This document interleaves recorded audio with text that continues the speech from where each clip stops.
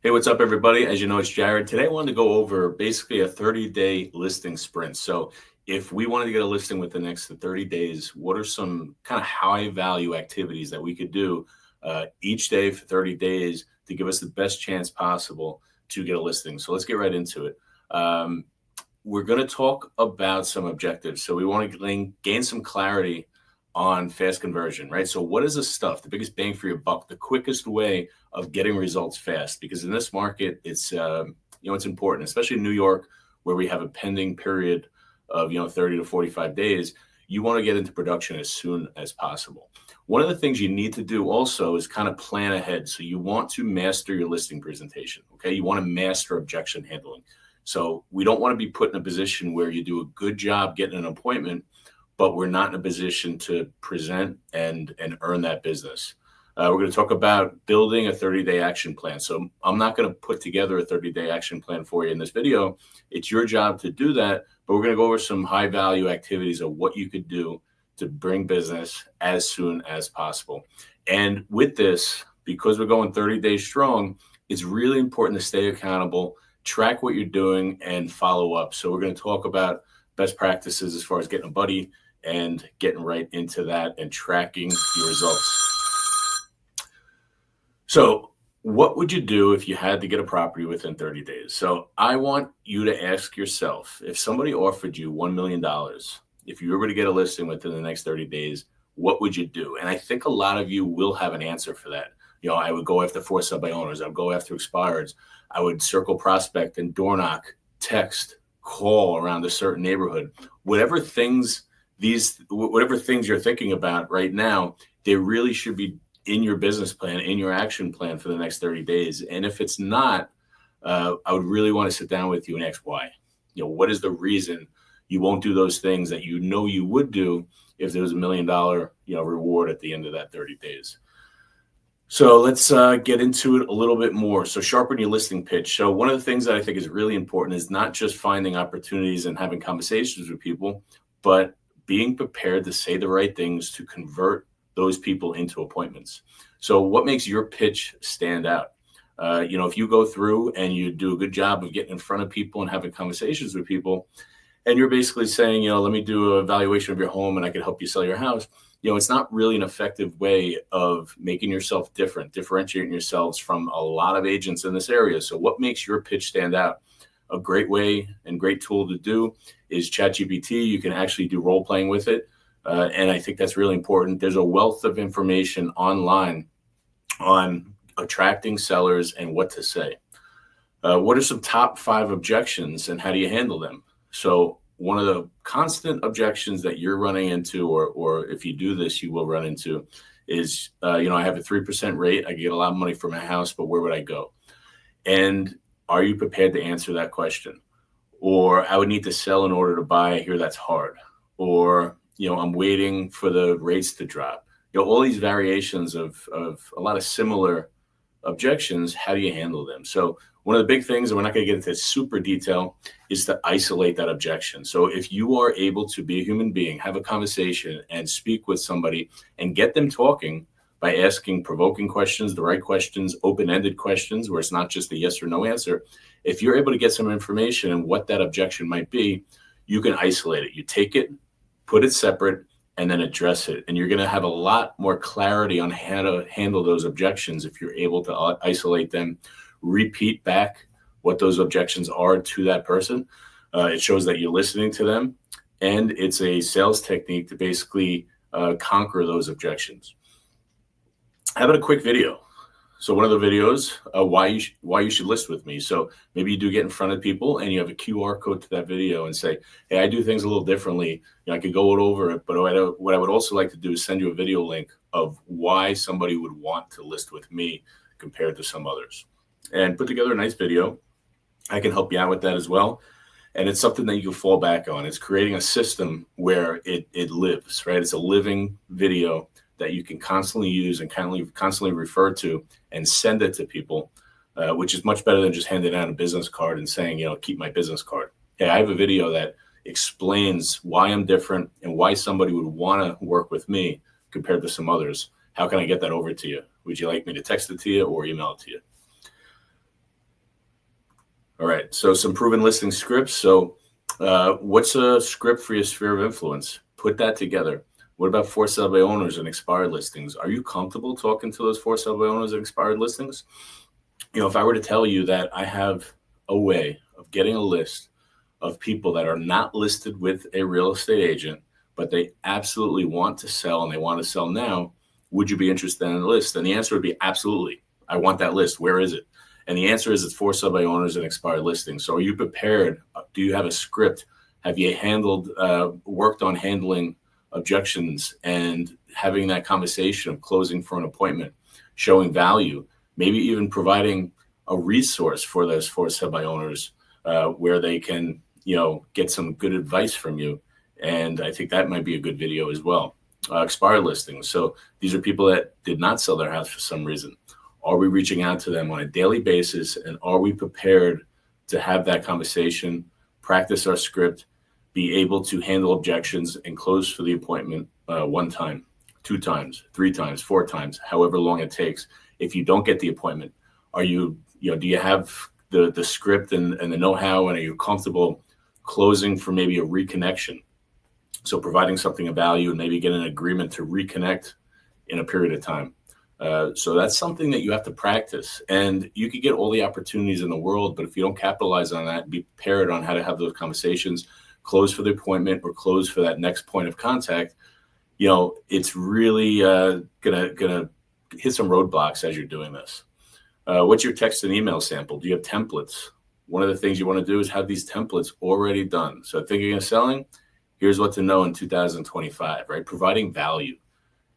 Not everybody sees value in you just putting together a price trend analysis or a CMA or whatever that might be. So what else can we provide? Maybe a listing report, things you need to know before you put your house on the market. Things like that's going to play a major role. And as you're doing these activities and getting in front of people, there are resources that you can lean on, mention, and send to, which is going to be different right out of the gate compared to the other people that they might be interviewing. So lead sources that convert fast, sphere of influence is a big one, okay? So one of the things that a lot of people don't like doing is calling their sphere of influence and saying, hey, do you have business for me? But what if you have a specific buyer that has some flexibility with towns, and maybe you can reach out to your sphere of influence and check in, how are you? By the way, I was looking for a little help. I have these awesome buyers that pre-approved, they're getting married in October, whatever that might be. Do you know anyone that might be looking to sell their home in the next 3 to 6 months? Because I love to make that connection, see if it makes sense. The seller could save a little bit on commission, and maybe we could connect these dots. Do you know anyone who would be the next person you think would be thinking of listing? I'd love for you to make that connection with me. So it might be a non-threatening, easier way to do that.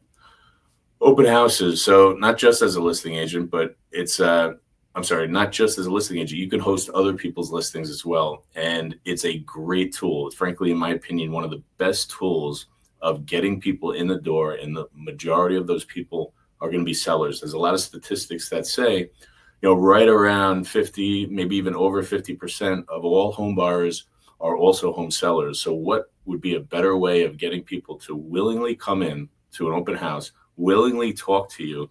And if you do a good enough job of making that open house experience different, ask the right questions, have the right handouts, and really ask those provoking questions on if they own a house, building rapport throughout that tour, you're going to have a lot of success converting those people into listing appointments. Another kind of low-hanging fruit is obviously for sale by owners and expireds. Those are a great tool because they're already ready, willing, and able to list their house right away. So there are some other challenges with that, such as more competition. There might be more agents reaching out to those people. Maybe there's some reluctancy to get married with an agent again, if it's an expired, or a for sale by owner might not see a huge value in agents. But are we practicing our scripts? Are we figuring out ways to show value? And are we reaching out to for sale by owners and expireds every single day? Is it part of our morning routine to find any new for sale by owners, look at the MLS to see if there's any new expireds in your target market, and maybe use a buyer that you might have to leverage that and maybe get your feet in the door? Are we using social media? So we hand out business cards. A lot of people Google you. What's your internet presence? Are you, Google yourself. Go on your social medias. see what is showing up, because that's what a seller is going to look at as they search for you. So are we utilizing it? Are we posting regularly? Are we showing that we're active agents? Because that's really important in hopefully securing that appointment. Door knocking with a leave behind. So circle prospecting is an amazing tool to get out in front of homeowners, and it's a lot less threatening than just cold knocking, right? So typically circle prospecting, in a perfect world, you would start that when a property gets listed. So you look on the office to see what might be getting listed, reach out to that listing agent just to make sure they're not prospecting those specific blocks, and reach out and you're letting them know about the new listing. You let them know about any upcoming open houses, and maybe provide some sort of market data or a leave behind, some flyer. With that, you can ask them if they're, if they would like to be contacted and give an update as the home, depending on what the success of the open house is, as the home goes under contract, what it's sold for. Hopefully you can provide value and provide enough interest to those people where they are going to want to stay updated. With those particular people, definitely log them, put them into my Whitecard in your CRM, send a handwritten note card, and then you're going to do the exact same thing on the exact same blocks when the house goes under contract. And then you're going to do the exact same thing on the exact same blocks when the home closes. And these are awesome touches because the homeowner, for the most part, is going to be interested in hearing the information that you have. Now, granted, every neighborhood has some people that do not like the idea of anyone knocking on the house. But it is what it is, and it's something that you're going to have to get comfortable doing. Best practices as far as that goes, especially for me, which I might be a little intimidating to some people based on the way I look, and I'm a male. But basically, I would knock on that door or ring that doorbell, and I would step down away from the steps a little further back, so it's a little less threatening. I don't want to stand right at the door, and I think that applies to no matter who is watching this video and who is door knocking. And be prepared. So it's something that you're going to have to practice your little 30-second pitch when they do open that door. Do you know what to say? Are you going to be warm and welcoming? Are you going to be smiling? Do you have your name badge on? That's absolutely something that you should do. It shows credibility and it identifies yourself. So, it'll be, potential building rapport quicker because you are labeled and somebody knows who you are as you introduce yourself. So listing through social media. So 30-day current plan, post at least 3 times a week. I would say you should try to do more. Have a call to action. So example would be a free home value estimate or a seller buyer guide. You could send our PDF buyer guide that we have that got emailed over to you last week. Constantly work on your Instagram stories. The stories, you could post links to the home valuation page on your website. So these are things you could do that is going to get in touch with your sphere of influence and anyone else that might jump onto social media. So there's a little bit of a breakdown. Again, this is not the 30-day listing plan, but here's a little bit of a breakdown that you can work off of. All right. So week 1, you're going to reconnect with your sphere of influence, create CMA videos. I think that's a really cool tool. Week 2, you're going to maybe prospect expireds and forced to buy owners. I think you should be doing that right away. Door knock 50 homes, circle prospecting around a specific house in a specific area that you're interested in.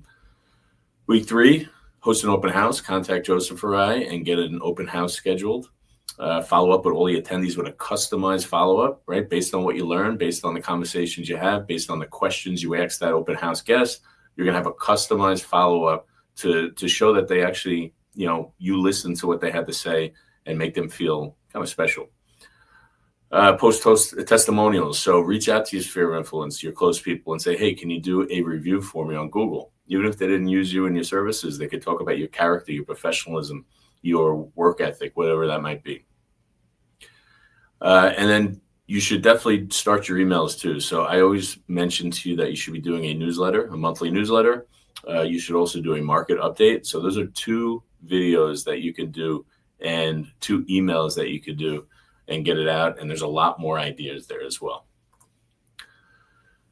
One of the really big things you want to do is a prospecting tracker. So make a little checkbox or use the one we have that we send out every Monday and log your calls, your texts, your emails, your door knocks, make little check boxes. And after you complete those, you can go ahead and check that off.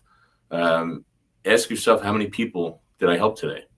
And the goal is to have 10 meaningful conversations daily. So that's something that can absolutely be done, but it has to be done by design. You don't just limp into 10 meaningful conversations. You have to actively prospect, work on your activities, call your sphere of influence, hand out business cards at the grocery store. Patty's really good at that. Whatever it might be, in order to get 10 meaningful conversations, you do have to work for it. But I will tell you that it is absolutely manageable and achievable, 100%. And as you do more of them, maybe day 1, 2, 3, 4, 5, you're coming off a little short. But if this is something that you're doing on purpose with, good work ethic and determination and kind of a mindset that it's out there, a mindset of abundance, a mindset that you absolutely can do that, you're going to start to see that success after, say, day 7.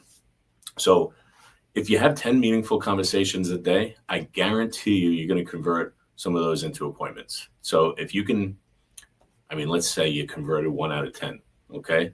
You do, 1 out of 10, you get an appointment, and, that's 7 a week, right? That's 28 appointments per month.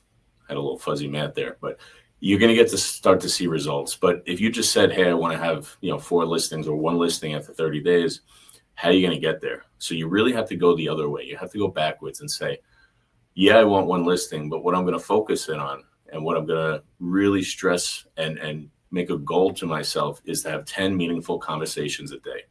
Then you could go the next step and say, I'm going to have 10 meaningful conversations a day and try to close for an appointment on every one. Now, all of a sudden, we're tracking how many meaningful conversations, we're tracking how many appointments we have. And as you do this, and as you start having success with this, you're going to start to see how many appointments you need in order to get a listing. So 10 meaningful conversations a day, let's say you get 1 appointment out of it and you get 1 listing out of it.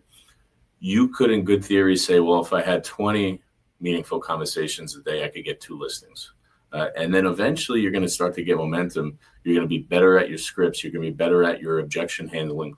You're going to be better at your conversations with those meaningful conversations. And maybe you convert 2 or 3 of those into appointments, and you're going to see a lot more success. And you're going to, start to get a lot more deals under your belt, and you're going to buy into it a little more.